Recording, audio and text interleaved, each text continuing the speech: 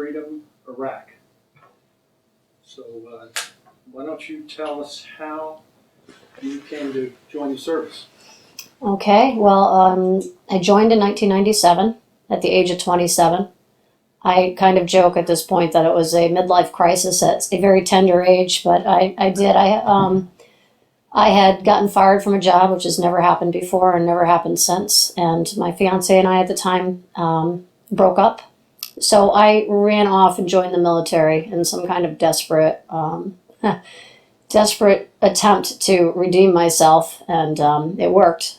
It certainly worked, but there's no other great story to it. It wasn't so much about patriotism or a desire to serve the country as much as just looking desperately for something to do to salvage myself.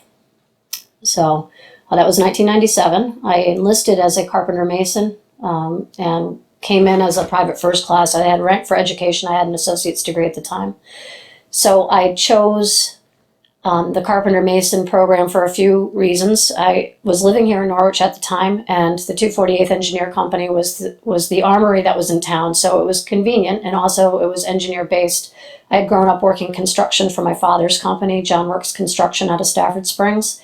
So the Carpenter Mason aspect was very familiar to me, and my ASVAB scores were very high, so there really wasn't a question of what was an option for me to do at the time, but it was convenient to join the local armory, the local unit, and do something that I had done growing up.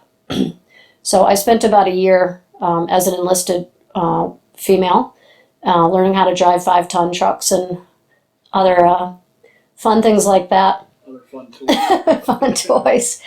And but it wasn't enough for me. At 27, I had a great deal of professional experience already in group home management. And working with the developmentally disabled, and going to school. So I asked what I had to do to be in charge, basically, and I was steered towards officer candidate school. So in 1998, after I'd already done my basic training and advanced training, I started officer candidate school, and I was commissioned in 1999. I was generally, when you're an officer candidate, you'll be given choices as to which branch you'd prefer. And I selected engineer. So I got my wish and went to engineer officer basic and eventually the officer's advanced captain's career course as well. And I've since branch transferred to logistician. And I did that in order to get my promotion. So I spent the first 13 years as an engineer and then the last 3 as a logistician. Where did you do your basic training? Fort Jackson, South Carolina. There isn't much to say about basic training other than anybody who's ever been through it knows it's tough. It was a great experience, though. I really enjoyed it. I was speaking to a high school assembly last week. I was invited back to Stafford High to address the assembly, and that one of the questions the students asked was, "What was basic training like?" And what I ended up telling them was the one thing I remember most about basic training is that you can't float off in your head. There's no daydreaming allowed. You know, if you miss a command or if a drill sergeant sees you staring off into space, you might as well just start pushing so that was like the greatest challenge for me, was to not ever have that ability to retreat in my own head and to always be listening and always be focused. The only times that you actually can just be in your own head in basic training is during the ruck marches, where nobody's yelling at you and you don't necessarily have to be calling cadence. So I actually always looked forward to the ruck marches of all things. And then my advanced individual training was in Gulfport, Mississippi, at the Navy Construction Battalion Center, which is the Seabees home. So that was where I did my Carpenter Mason school, and my first introduction to joint operations basically was working with the Navy Seabees and the Army folks that were getting trained there. Where did you go to OCS? I did the stateside officer candidate school here, so that's conducted out of what is now Camp Nyack, Connecticut. It's the center. It's a regional officer candidate school, so we draw students from all around New England, and basically it's a 14-month program. And the first annual training, it's about 10 months of drill periods of officer candidate school and a 2-week, it starts off with a 2-week annual training here in the state on Stones Ranch and Camp Niantic. And then Fort Benning, Georgia, is where the third part of the commissioning process was. So 2 weeks at Fort Benning. So after you finished OCS, what was your next duty station? After? Yes, I was actually, they were able to reassign me to the 248th Engineer Company, which was again my choice, and I've had a very blessed career. But I hadn't been an enlisted person very long at the unit, so it was very acceptable for me to actually return as a lieutenant. So that's where I ended up in 1999, back with the engineers, 248th Engineers here out of Norwich. I went to my engineer officer basic course in 2000, and that's at Fort Leonard Wood, Missouri. That was about a 5-month training period. And a number of years later, that's also where I turned to do my engineer captain's career course. So. Good. And how would you describe your duties? Day to day, what would you do? With the 248th? Yeah. I was a platoon leader. I was assigned back as a second lieutenant platoon leader. So we had a lot of missions here in the state. Actually, we had a lot of interesting ways that we cooperated even with the Coast Guard Academy. There's a program here in the state called the Rails to Trails, which is the conversion of all the old railroad tracks. They take up the tracks and they convert them into walking paths. And we got to work with the Coast Guard Academy out of New London on a number of bridges, actually rebuilding the old trestles with timber in Andover, Hebron, basically this part of the state. So I had a number of projects there. Also, so project management is a big part of it, leadership, making sure that everybody is where they're supposed to be, when they're supposed to be. And as you know, sometimes it's like herding cats. But so those are some of the projects. I did some pavilion building as well. But generally, up until I didn't actually join full-time for the Connecticut Army National Guard until 2005. So there was a big span of time there that I was just a traditional drilling member on drill weekends, which you assemble and you go out and you're doing PT or off on our project sites, whatever it was that we were doing at the time. So in 2005, then you joined full-time? I did. I took a full-time position at Camp Niantic as a civil engineer.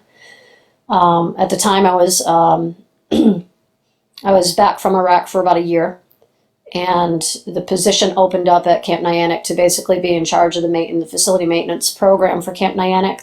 There were at the time about 40 buildings on the post. Many of them World War II vintage barracks and whatnot. So a lot of maintenance and upkeep going on the post, especially because it's also the primary training site for the Connecticut Army National Guard, among other users and tenants. So there is a lot of usage of the buildings. So just the general turnover of buildings with everything that they need. And since then, I've been promoted through the system, and I'm a federal technician, so I'm a GS-12. And I work in the Hartford Armory now for Connecticut Army National Guard. I'm the Planning and Programming Branch Chief in the Construction and Facility Management Office. So basically I work on the future year defense plan and the congressional programming of our armories for the 15 to 50-year plan on how we're going to replace or renovate our facilities. We have about 35 facilities throughout the state of Connecticut for the Connecticut Army National Guard, and that's my legacy. Military construction. So let's go back to your year or whenever you went to Iraq. Why don't we go back to that experience? Okay. We were the 248th. My unit was alerted in February of 2003. It was interesting that. I mean, when we were alerted, we had no idea we'd be going to Iraq. It just didn't seem at the time that was even remotely possible. So it came as quite a shock when we all figured out we were going to Iraq and the first wave on top of it. Really had no idea. we were underprepared. And even the mobilization process itself was very, it was, well, first of all, it was painful. But the other part of it is we ended up at Fort Drum, New York, to mobilize in February through March, which Fort Drum is exceptionally cold. I mean, we were out on the ranges when it was 15 below and training in lake effect snow only to ship off to the desert 3 months later. So I don't know what the DoD was thinking at the time. I know that they tried to plan regionally so that the acclimation, at least when you mobilize, that the acclimation isn't so different from what you're already accustomed to, whether that be, altitude, try not to send people to Colorado if they haven't lived in the mountains, that type of thing. But it really didn't work out in our favor very well when we got into Kuwait, and it was we literally left in field coats, and it was 90 degrees when we got into Kuwait. So 24 hours later. So we mobilized right here out of Norwich. We spent about 2 or 3 weeks, if I remember correctly, here in the state, getting all of our equipment ready to leave. We had a lot of rolling stock, a lot of Humvees and a lot of trucks. Again, as an engineer, combat heavy engineer company, we had both vertical and horizontal construction capability. So everything from building roads to actually building structures. So with that came a lot of equipment, which we took all of it with us. Nothing was really left behind, and that got to be a difficult part. A lot of experience. Up at Fort Drum, we had to conduct a railhead. So I was in charge of the railhead and uploading all of our equipment to be shipped down to Florida, is actually where it shipped from Florida over to Kuwait and to the port of Shuaibah. So that was a great experience learning how to do a railhead. But again, it was the middle of winter. It was just freezing cold, trying to chipping ice off the railroad tracks and the beds and the chains and cables just to try to get everything loaded. And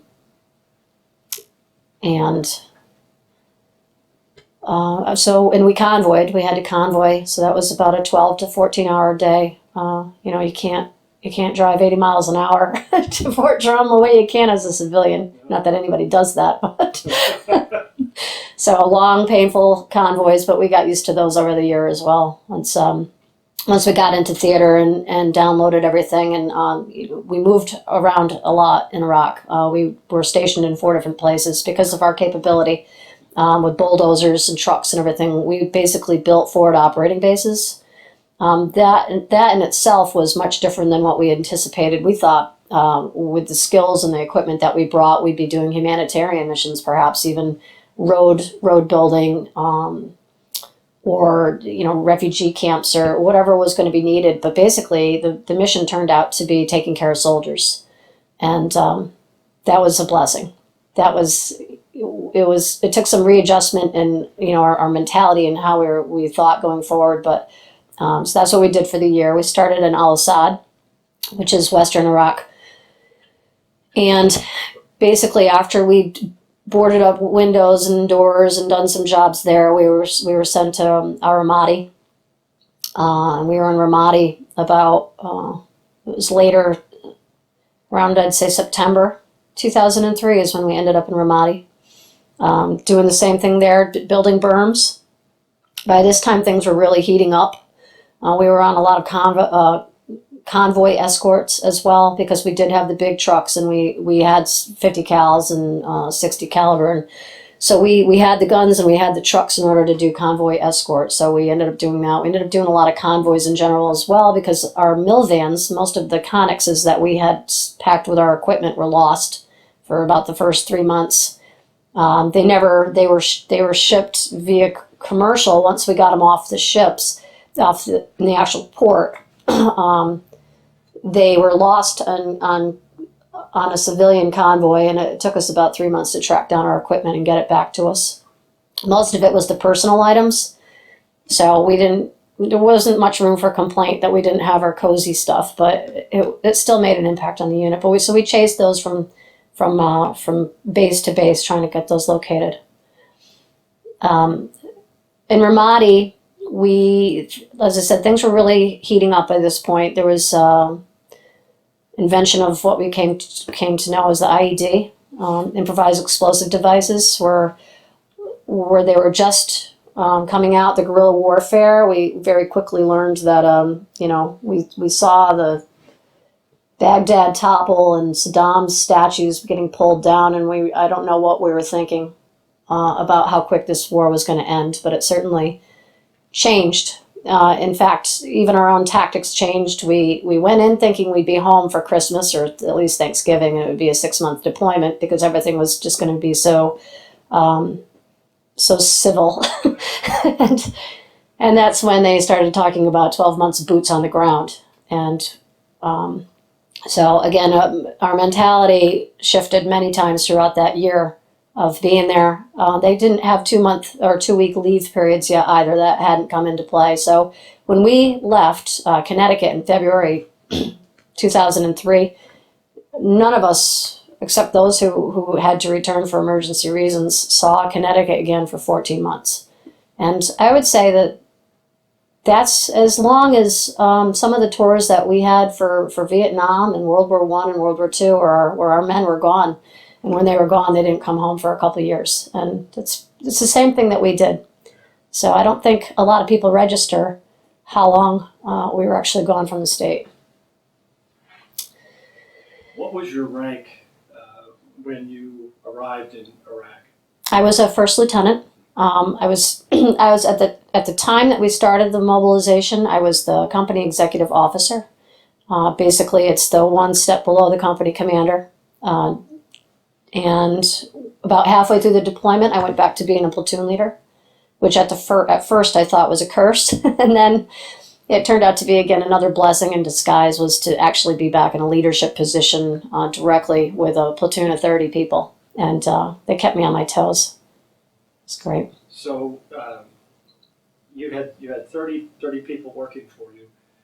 What sort of equipment was at your disposal? I was assigned to the vertical platoon, so we had everything from the, all of your carpenter mason tools, as well as the 5 tons. We had to do, at many times, we were so tasked out, we did what was called troop to task. So physically, everybody in my platoon had to be assigned to do something specific to cover down the missions. A lot of what we were doing on the base during that time was the actual construction of French basins to help drain the water down.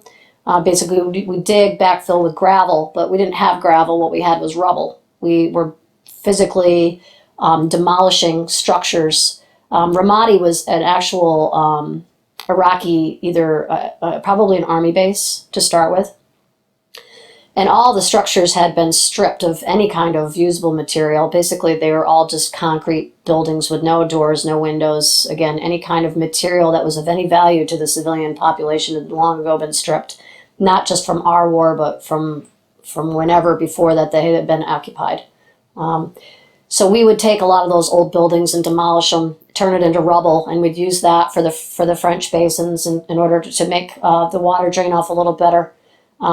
Also, just the road construction itself in and around the base, because we were occupying a number of acres, and the dust with no rain was, we called it moon dust. It was such a fine powder that it just made life unbearable to try to breathe, eat, run without having your mouth full of dust. So we tried to construct the roads and the passageways as much as possible to keep that dust down and make life a little bit more bearable.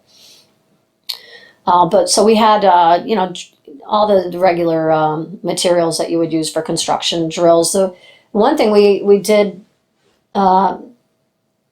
we noticed pretty quickly as well, was that there was no replacement tools. So if a skill saw breaks, or your whatever you're using, whatever tools that you have, there's no replacements. We couldn't get replacement tools.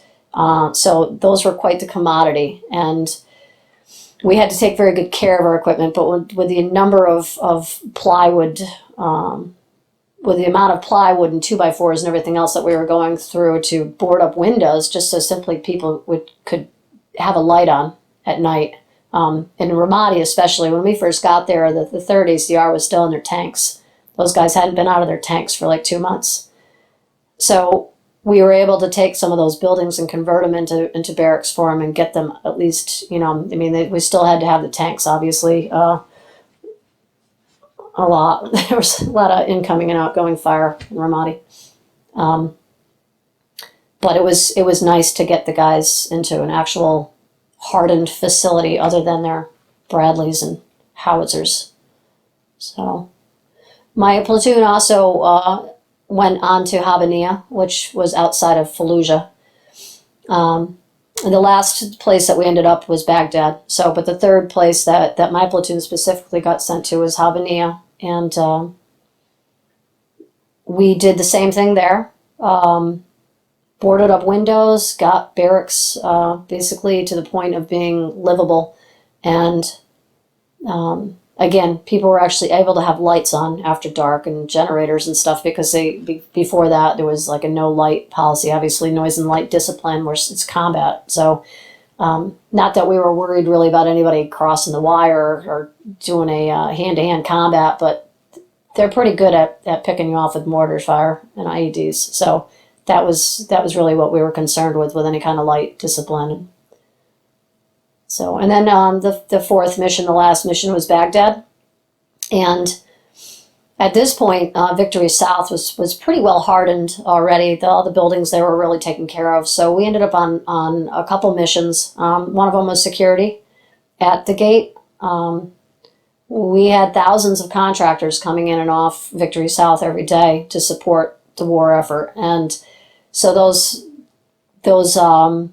contractors all had to be, supervised at the gate, check their credentials, and then they would be assigned an escort for the post to continue doing some of those other jobs. I won't say menial tasks, but the other types of work that still have to go on around us. And for every soldier that's freed up from doing those types of things, then we're able to go out and chase bad guys in theory.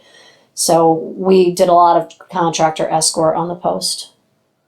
So we weren't even really, there was some route clearance. I will say that the horizontal guys with the scrapers and some of their other trucks were doing some route clearance as well in and around Baghdad to make sure that those IEDs and everything were, a lot of stuff like clearing debris. There's all kinds of debris when, if you're in an impoverished country, there's generally you find a lot of debris and garbage, flipped over cars, trash piles, that type of thing. And so we spent a lot of time doing the route clearance and actually just pushing all that stuff off the sides of the road so that it was less concealment for IEDs, and making sure that we were vigilant for the convoys that were coming and going. So it was hazardous duty.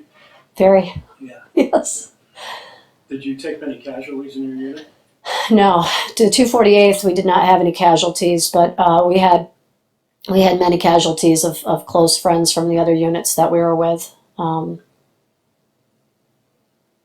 have something in the other room that I can show you afterwards with all the names of our fallen. But yes, that's the tough thing to talk about. So you were, you talked about Victory South. Yes. What exactly is Victory South? Is that the base in Baghdad? That was the base that we were on in Baghdad. Quite charming, actually. There was some of Saddam's palaces were there. Of course, they were bombed right down the middle, which is great. But there are two beautiful lakes, and it was about a 5-mile run that we could do around the lakes. So it was quite beautiful. It was very surreal to still be in combat and taking mortar fire, but be able to run and see just the beauty and the opulence of how Saddam and his kin were living there. It was so surreal that, in fact, most of the guys, including myself, had fishing poles shipped from home, so we could fish in the lakes, and they were full of like carp and other miscellaneous. But yeah, that was one of the better things about Victory South. And the PX. At this point, it was around January 2004, and January, February, yeah. So we had come up on the year since mobilizing to Fort Drum. And, it was rough. We basically, every time we got a base fixed up, a 4-day operating base, livable and creature comforts for ourselves, is when we were told to go move someplace else, go occupy another dump somewhere. So that's what we did for the year. Was every time we were vagabonds. It made the year go pretty quick. I will say that, with the fact that we couldn't get too settled in one place for too long, we were able to you don't get so rooted in, and there's no routine with that day in and day out grind for a year. I can't imagine, like my husband right now in Kuwait, really 9 long months of day in and day out doing the same thing, and then in that heat, that would drive me crazy. So that was a good thing. Was the weather hot most of the time, or do they have a winter in Iraq? We do have a winter. It was mostly hot. The curious thing about the desert, and I'm sure this is the same for even the United States or any other desert dwellers, is even when it was cold, it was only about 80. But that was a difference of maybe 110 during the day to 80 overnight. So we always had to actually have all of our snivel gear with us and our jackets and coats, because we never knew when we were going to get caught out after dark. And when that happened and the sun went down, it could get cold, even though it's still 80 degrees. So the winter, though, there was a rain. It didn't rain much. Really more like spit than rain. And but it was enough. When we were in Ramadi, in fact, there was the moon dust would just turn into this sticky clay, and that was just trudging around with these hunks of clay on your feet from just trying to walk around the base. It's probably hard on your equipment too, wasn't it? On the trucks. It was especially in the air filters. We constantly, with the preventative maintenance that we did on our vehicles and equipment, always had to do with we'd have to blow the filters out at least once a day, just because of the amount of that dust. And again, the same thing for our trucks. It was the same thing as a skill saw. We couldn't get replacement parts fast enough, so our maintenance section was quite impressive with the amount of things that they were able to fabricate themselves in order to keep things running.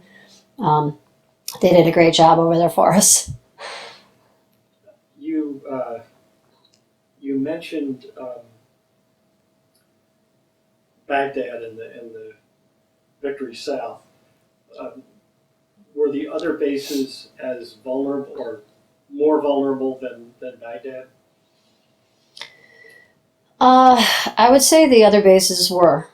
Definitely, when we were in Habanya, for instance, there was no perimeter.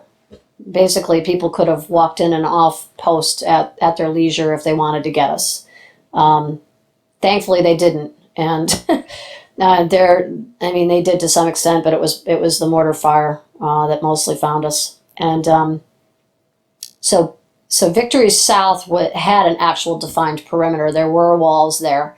And part of that reason is, that was next to the green zone, which, in the green zone, people weren't even using firearms. They weren't even carrying firearms. So that was a very secure, very safe place, other than, again, whatever mortar fire finds you.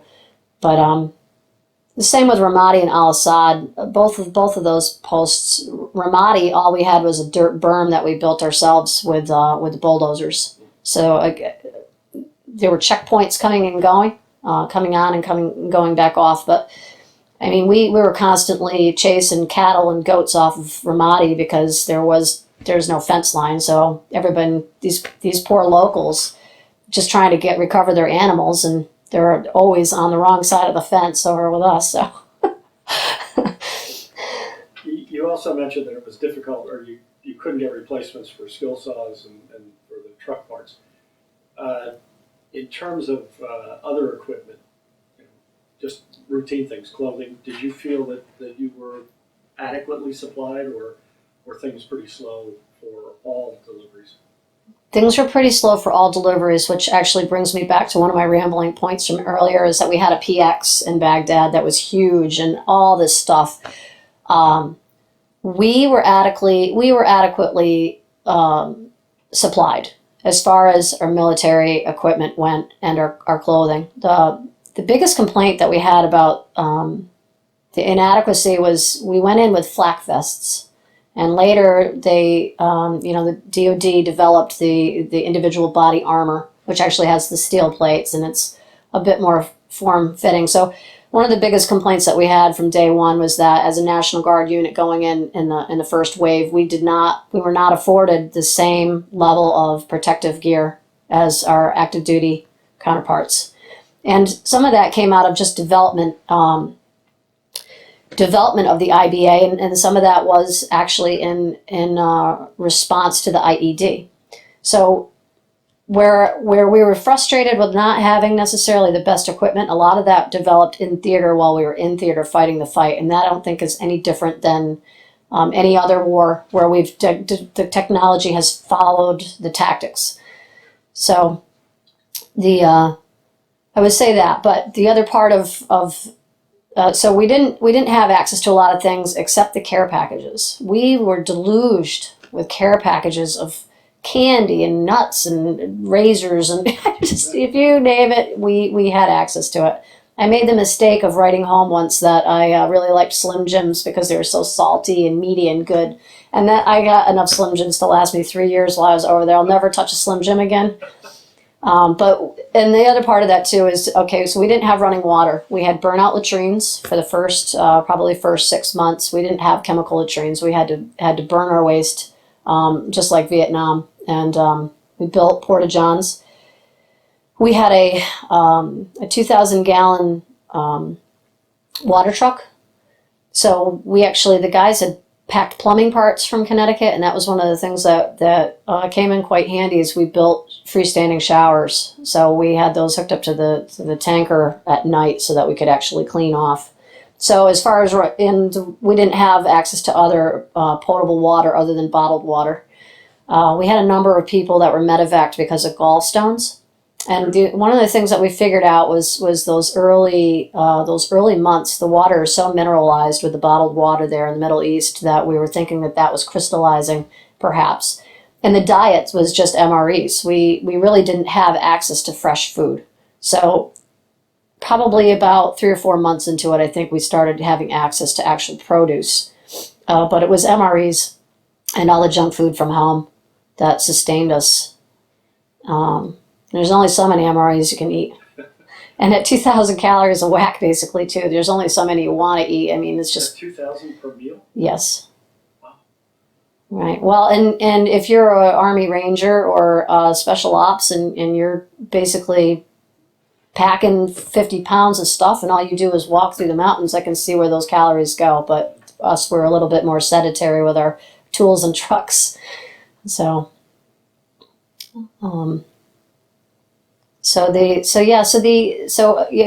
the early days were pretty rough. I get a lot of questions as a female about how well we were prepared, particularly. And I know that I will say, as far as keeping clean and our hygiene, I don't think we had any more difficulty than the men. Many of us decided to just go on birth control straight through, so we didn't even have our periods to deal with. Didn't have any problems with getting access to feminine products when needed because of all the care products or care packages that were getting sent. So I don't, I know that's always come up with the, women in combat thing. Well, will you get your periods? Well, no, we didn't get our periods. It's as simple as that. It's just, you have to embrace what's afforded to us. So that worked out well. Did you experience any harassment, sexual harassment, while you were over there? I didn't experience any, but I was also a lieutenant. And although I wasn't personally, I wasn't a personal target of any sexual harassment, there were females in the unit that were, and I was actually equal opportunity representative for the unit. So I handled a number of cases. A lot of it was, I would say, more stupidity or ignorance than anything targeted at really demeaning behavior.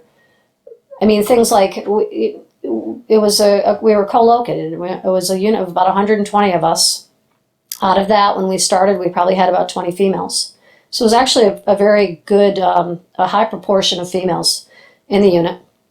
And some of them with rank, but really only myself, another female platoon leader, and one sergeant first class were about the extent of the leadership position. So there was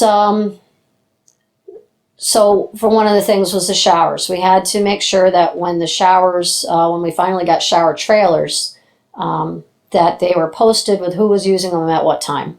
And if there was just like, for instance, one night the females didn't get out in a timely manner, so the sergeant who wanted to get in there and get his shower said, so he goes screaming into the trailer while the women are still in there, telling them to get themselves out. And I'll leave out the profanity, but there was obviously a very large exchange of profanity after he decided to let himself in while they hadn't even gotten their clothes on yet. So there was a lot of incidents like that, and once he got lit up, it didn't happen again.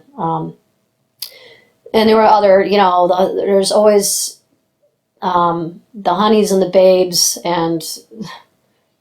but we also, we held our own. I wouldn't say that there was anything that stands out as exceptionally upsetting for me as far as the treatment over there. But we also had our share of really attractive young ladies in the unit, so we attracted a lot of attention, whether it was in a bad or good way. There was always a lot of attention focused on our unit. Did you find you had any problems with people taking orders from a woman? No. In fact, my whole career, that has never been an issue, and I don't know that it's really been an issue for any of the female leaders that I know. The other lieutenant in the unit, female lieutenant, she had a few problems here and there, but it had more to do with how she presented herself and some setbacks that caused by the perception of weakness. And I will say that as a female in uniform, I've never let my guard down as far as any perception of weakness. I mean, it's gotten better in my later years now. As I advance, I'll occasionally cry in uniform, that type of thing, but you wouldn't have caught me crying in Iraq in uniform. So, but yeah, no, I've never had an issue. I have had a wonderful career, and never an issue with men in uniform. That's good to know. That's good to know. Yes. So, for the whole time you were there, you ate mostly MREs, or just until a certain point? I think it was about 6 months in that we finally had consistent access to cooked produce. And how was that food? Was that typical Army chow, or was it? It was typical Army chow. Okay. You just reminded me. I don't know how healthy it was. I think all of us had just diarrhea for 12 months. So I don't know if that was the food or the living conditions or what it was, but the average weight loss in the unit was about 20 to 30 pounds. And this was not just because people were obese. It was just regular body weight that we were losing because our bodies really just weren't retaining what we were putting in. And the quality of the food was, the Army meals usually consist of lettuce with a couple tomatoes and cucumbers, and that was the fresh vegetables. And it was never like good lettuce. It was always iceberg, which has like zero nutritional content. And so, yeah, that was about the first 6 months. How did you keep in touch with your family? We had the U.S. snail mail pail. I have probably 300 letters in the other room. So this is 2003 to 2004. Okay, so we had internet, we had telephones, we had that type of thing, but we really didn't have it when we got there because we were building operationally. The only thing we really had was secured internet that we had access to. We didn't have in the buildings that we were occupying, there was no infrastructure, there was no IT. So if you had access to SIPR, that would be great, but generally we didn't. We had satellite phones that we got to use maybe once a week to call home. And then just like basic training, you're lucky if anybody gets, actually picks up the phone on the other end. So sometimes it was more frustrating and demoralizing trying to call home than it is anything that had too good with good morale. So we wrote a lot, and we got a lot of letters and those care packages, and a lot of care packages from the schools, and children writing, and God bless you all, and just remarkable. It was really good that way. In fact, when I was preparing for this interview and I started pulling all those letters out last night and reading by the fire, it was very heartwarming to remember just how many people did reach out to us through the mail.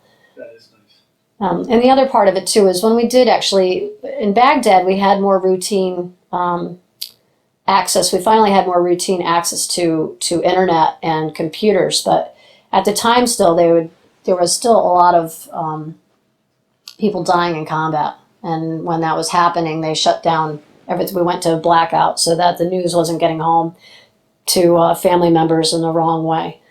So quite frequently we 2-3 times a day, we were sometimes going into blackout with all of the technology that we had access to.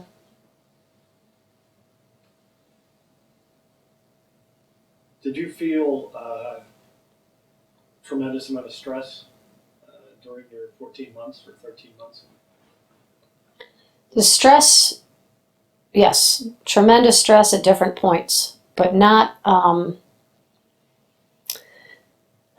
won't say it was like a daily thing, because there were plenty of days that I laughed until I cried, because I don't know if that's part of the stress leaving the body, is that some things are just always more humorous, like when you get, when you start laughing in church or something, and the more you try to stop, the harder you laugh, and you just know you're going to get in trouble with your mom. But so there was a lot of stress. There was a lot of fear. There was a lot of responsibility as a platoon leader.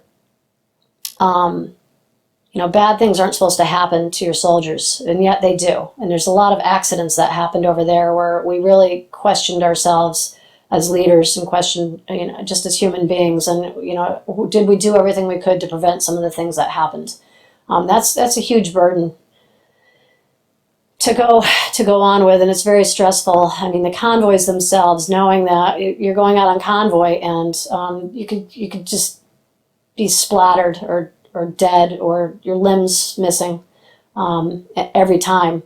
That was very stressful. I would say the convoys were the most stress-inducing. The most stress-inducing times were on the convoys.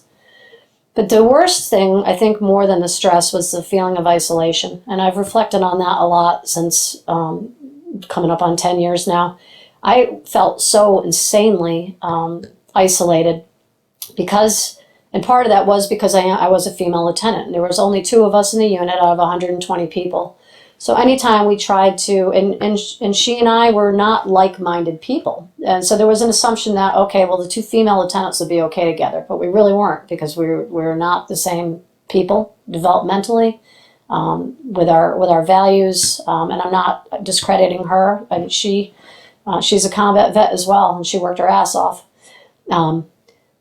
But because of that, though, the whole perception is reality part of our environment was that anytime I did try to reach out to people for comfort or solace, it really wasn't afforded to me without there being an accusation of inappropriate behavior, or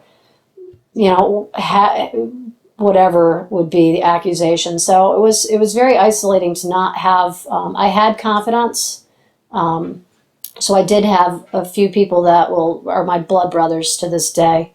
There's 3 or 4 gentlemen in the unit that really had my back, but that I could really talk to. But for the most part, the isolation was worse than the stress. Yeah. How did you find your senior officers, senior to you? In the unit, there was only one, the company commander.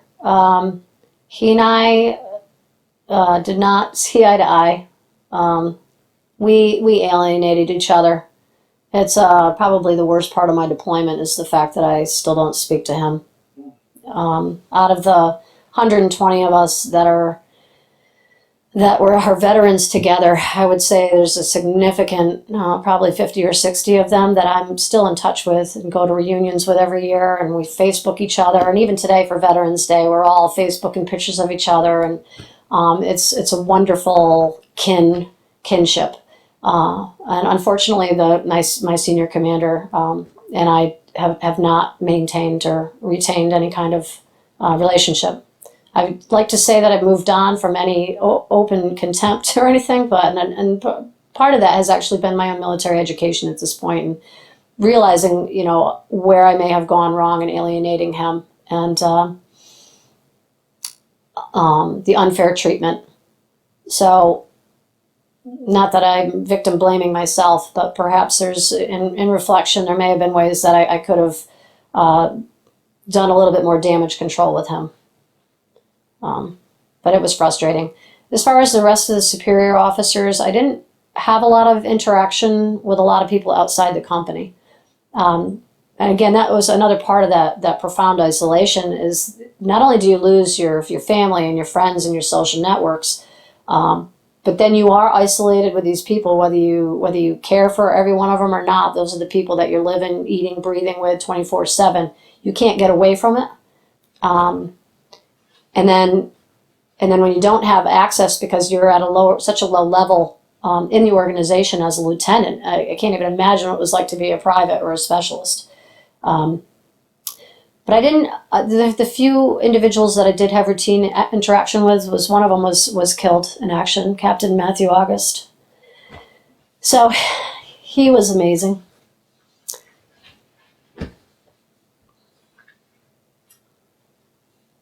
Was it an IED? Yes. Yeah. So yeah, the few that yeah, tragic. Yes. So you spent your last several months in Vickery South in Baghdad. Yes, about the last 3 or 4. Yeah. And then you rotated back. Yeah. How was homecoming? It was good. It was good. We went back through Fort Drum. Well, first of all, we had to fight our way out of Baghdad. We had to fight our way out. There was a really high insurgent activity at the time, and we got stalled for 3 days trying to convoy out. So, so we had to fight our way. We fought our way in. Well, not so much fought our way in, but we definitely fought our way back out. So when we went through Kuwait, I think we spent about another month there getting everything loaded and getting out. We rotated back through Fort Drum, and it was nice weather up there. And then when we came home, we came by bus down to Camp Nyannick, where we met our families and were released off the buses. It was, I have to say, I personally was so numb that when I got off the bus, my family burst into tears. And like I said, I used to be a big crier. I'm still a crier. I cry all the time at everything, just never in front of soldiers. But when I got off the bus, my family melted down, but I was just like a rock because of that numbness of just trying to survive for 14 months.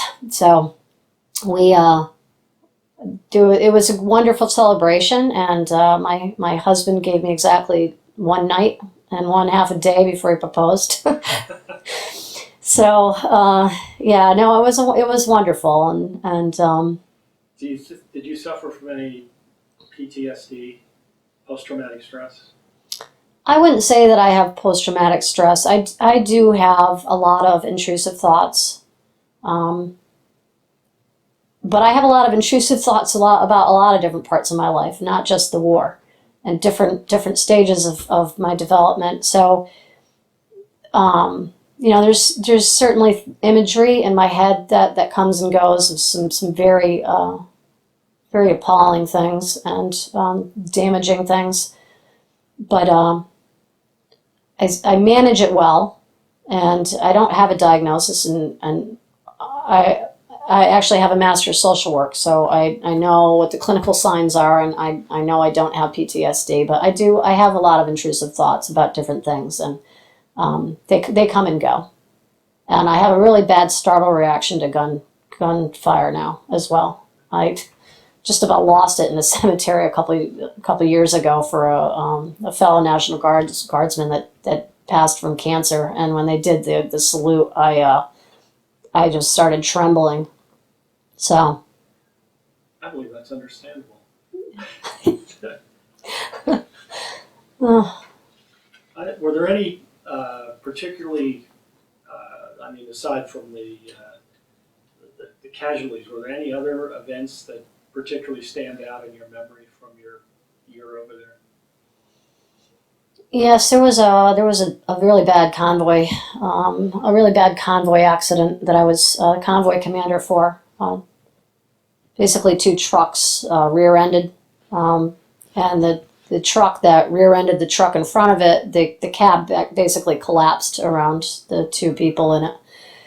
Um, they were mangled. Uh, they both survived, but it took a lot of ingenuity to pull that cab back from around them, and they were just crushed. It was a very another great tragedy of my year with the medevac and everything that came and went after that. Um, there were the Lioness missions. I remember every one of those. The what?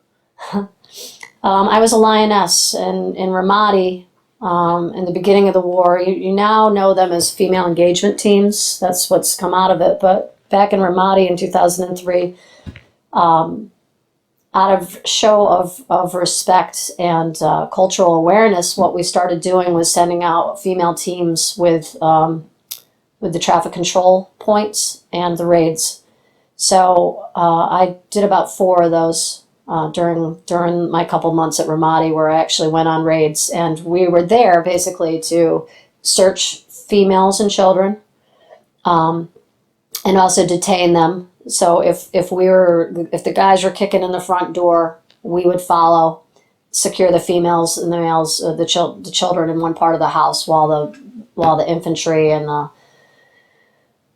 police or whoever, MPs or whoever else was on it. Mostly it was infantry and 3rd ACR, Armored Cavalry Regiment, that would be zip tying whoever the subjects were, the targets, and we were securing the females. Did you have any unpleasant instances with the Iraqi civilians? I did. The females were, quite frankly, very pissed off to be getting searched. All right, so they were very difficult to control at the traffic control points, and those points where we had to stop them and have them get out of their vehicles. They didn't like it at all. We had an Iraqi police where they go to train. Sorry, I'm losing some of my words here. Basically a police training camp in Ramadi as well. So anytime I was out running, they'd be catcalling and whistling. So I guess I have to take it back. Yes, I was sexually harassed in Iraq by the Iraqi police. There was also a lot of eye staring. There was one accident that we stopped for on a convoy one time as well. And even while I was holding a loaded weapon, most of the young Iraqi boys were screaming that they wanted to F me. So in what kind of culture, I certainly have a greater appreciation for being an American female. And the standard of living that we have here compared to how women are treated internationally. I'm always been aware of it, but having lived it, and it's a good thing I never got left alone anywhere. I'll tell you, with some of the population over there, I can't even imagine. And other than that, my interaction again with the locals, with the Iraqis, was very limited. Other than the Lioness missions and then the convoys interacting. And the contractors in Baghdad, but even then, it wasn't like a very friendly relationship. It was one of we are going to escort and secure you. You're not, because we can't trust you. And that wasn't just the Iraqis. There were plenty of other third country nationals that were working for us there too. Do you have any particularly funny incidents that might have happened? Funny. Not a lot of humor in a war zone, but no,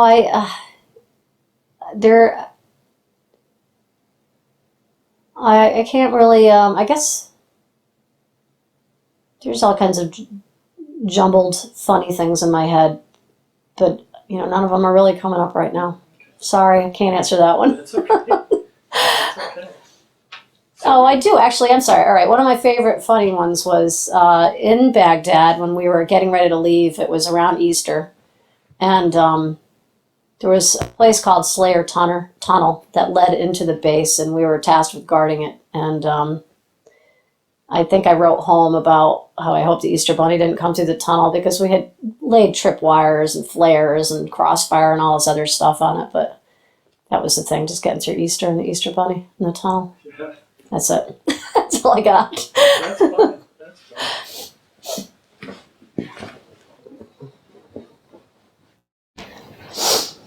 Um, did you have any entertainment, USO troops or any, like the old Bob Hope show? Did any of those people come by? We did. We had the first USO types that came through quite a bit were the cheerleaders. But that really was did more harm than good. I mean, when we were in Ramadi, I don't remember which football team it was. The cheerleaders came through, but they had the guys worked into an absolute frenzy. So where they were normally doing, harmless games of touch football, these guys just mashed each other that day with the cheerleaders they were watching. So I mean, we ended up with broken noses, twisted arms, all kinds of manner of injuries over whatever the cheerleaders were. So that was, and plus, I mean, we're the females. We're all in fatigues, dirty, nasty, and here all the cute female cheerleaders come through. It wasn't demoralizing. It wasn't good for us. It may have been good for the guys, but it certainly It sounds like it wasn't good for either. no, it really didn't. So, and then I know that there were some USO shows later on, but I didn't really get to participate in any. But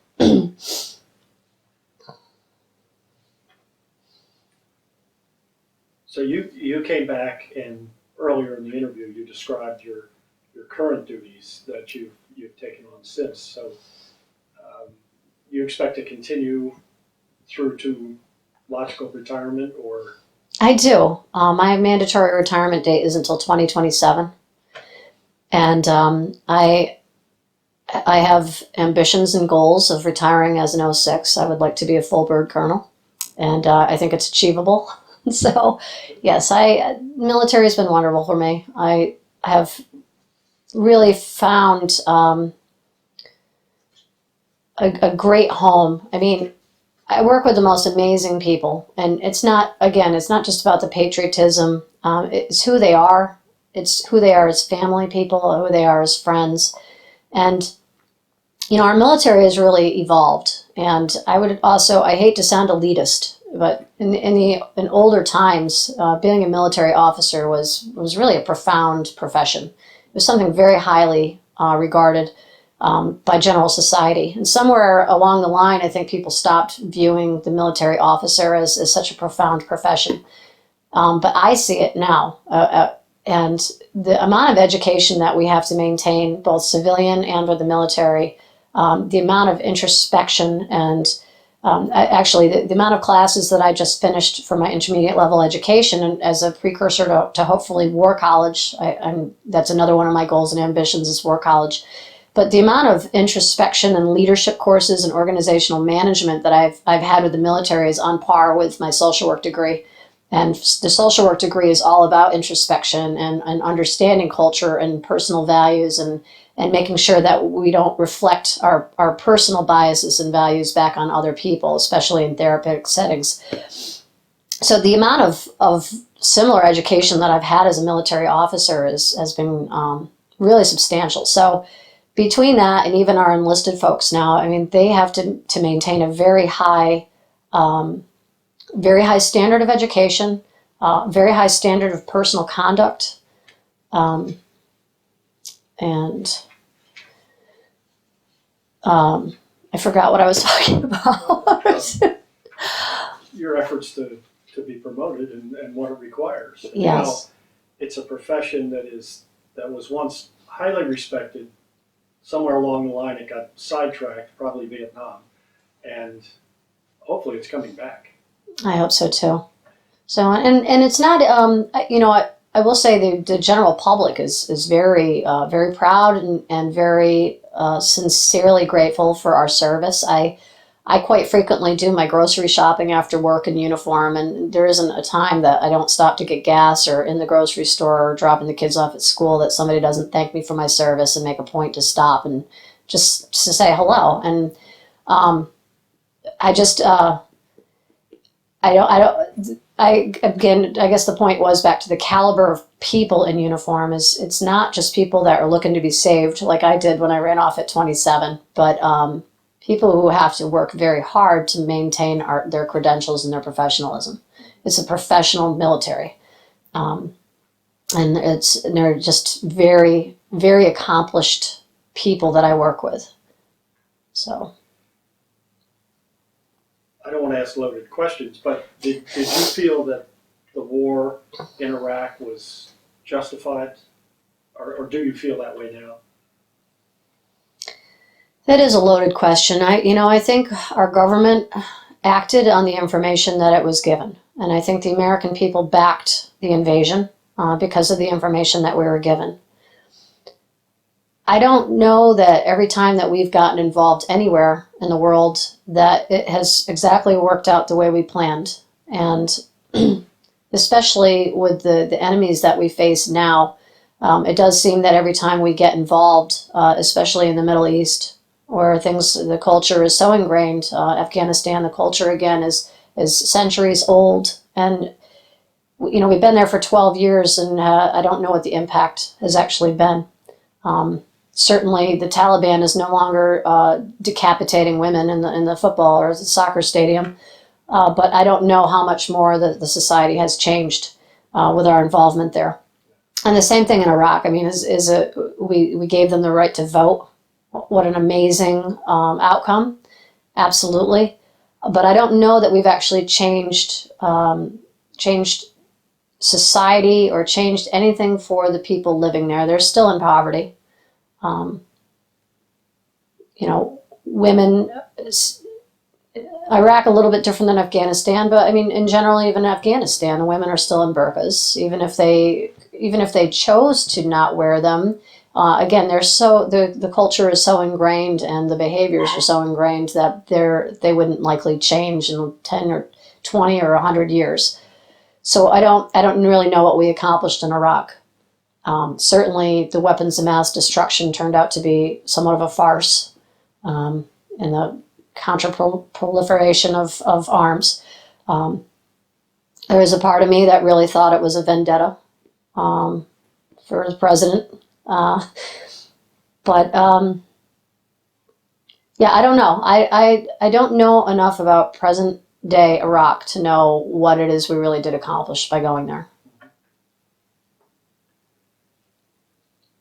Is there anything that we haven't covered in the interview that you'd like to include? I can't really think of anything. Okay, well, I want to thank you for your service and wish you the best making Colonel. Thank you, Bob.